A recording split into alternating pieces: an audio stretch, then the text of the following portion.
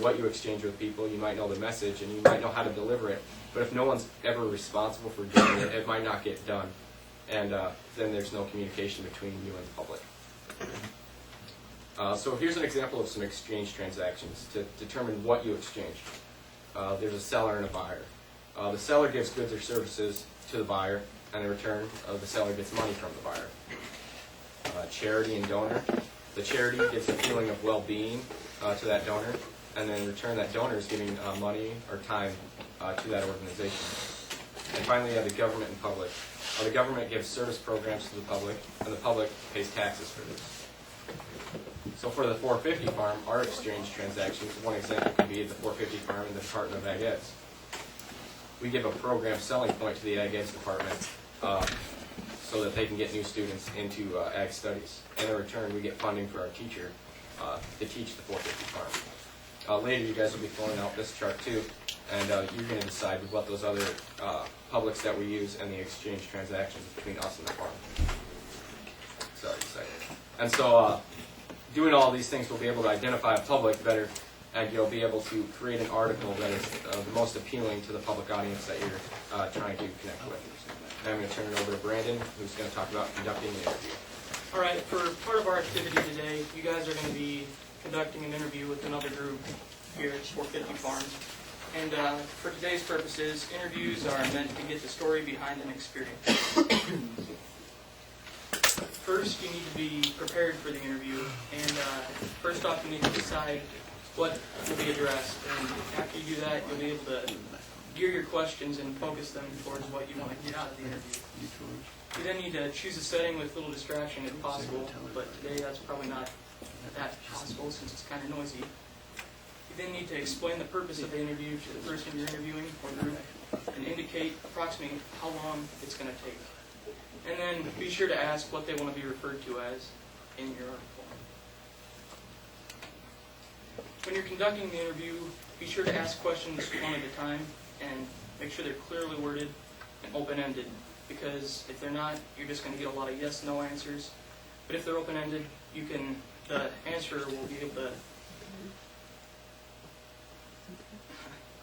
they'll be able to drive the conversation towards the way they want. You should keep the questions neutral, don't show any emotional reactions to the answers, and try to space out fact-based questions throughout the interview, because if you do them one after another, it can get mundane.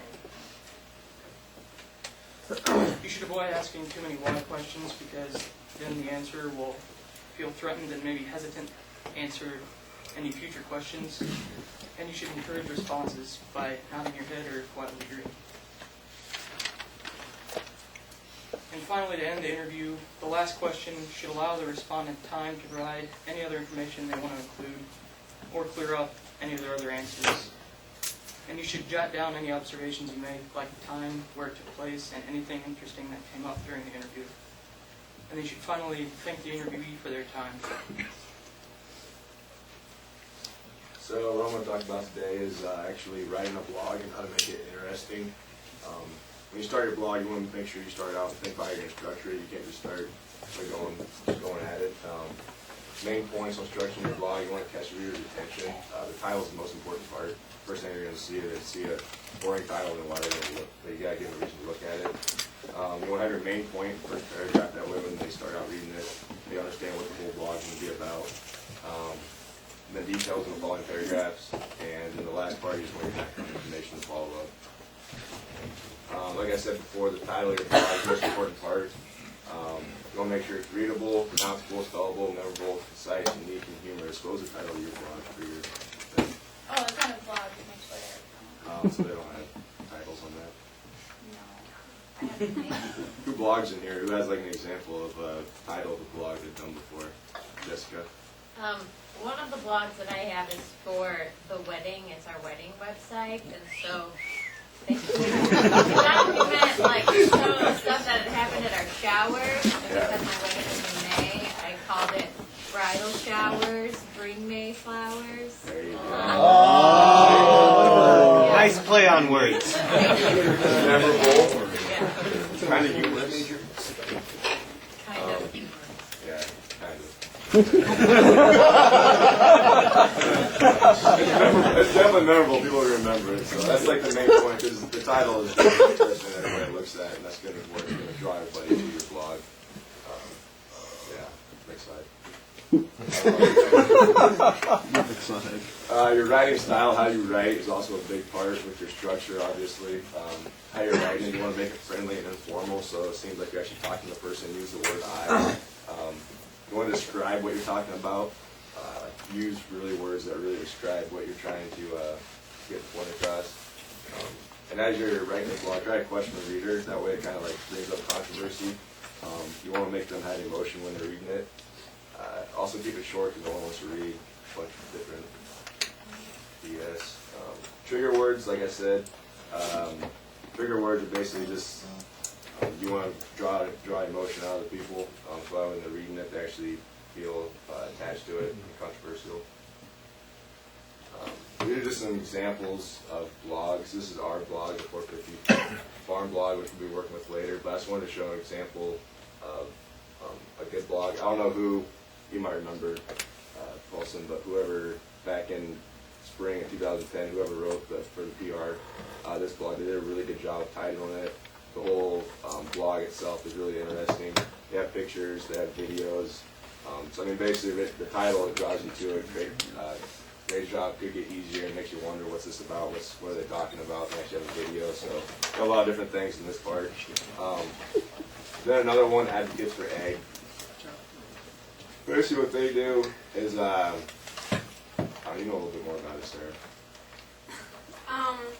When I was the swine ambassador, different, like the Des Moines Register and National Hog Farmer and the spokesman interviewed me and wrote about me, but the Advocates for Agriculture would take what they wrote, took my picture and put it on their blog, and then they would blog about it, so then their followers could blog about it. So basically they're just like the median between those two, and they don't really come up with their own stuff. Like this is a couple people that they've done a really good job of getting the voice out there for agriculture and just different events and things that are going on. So they've definitely used their blog in a very effective way. I know they have Facebook. Jessica showed me that. They have their Facebook, and they have like a link straight to that from there. So that's just a really good way of how they've used their blog very effectively. All right. So some of you in your committees already have been using the cameras, which is great. But however, to get the better quality out of your photos, you guys should know some basics. Today I'm going to talk about the basic modes on the camera and some helpful tips when taking the pictures. Now, the modes that I'm going to talk about, not all cameras have them. These two cameras here, like for instance the silver one here, doesn't have many modes, but the black one does have a lot. But these modes on here are more like letters and not pictures. But for any camera you have, either here or back at home, all these settings are universal.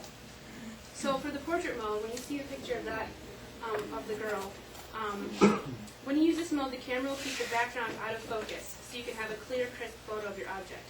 So if you're taking something that's standing still, for instance, a show steer or a person, if I took a picture of, like, for instance, Cody in the background, it would not look so much at the pictures around him, but it would look just directly at him. You can also use zoom. Try not to walk up to that person. So I was going to take a picture of Cody. I'd probably stand here with the black camera and like zoom into him about the head and shoulders, and not like walk directly up to him because it would you'd get too much and not get the whole surrounding. The next mode is the macro mode, and this also lets you get closer to your object. This is good for flowers, insects, something really up close. You also do not want to use flash when you're taking this because it will be whited out if you get really close.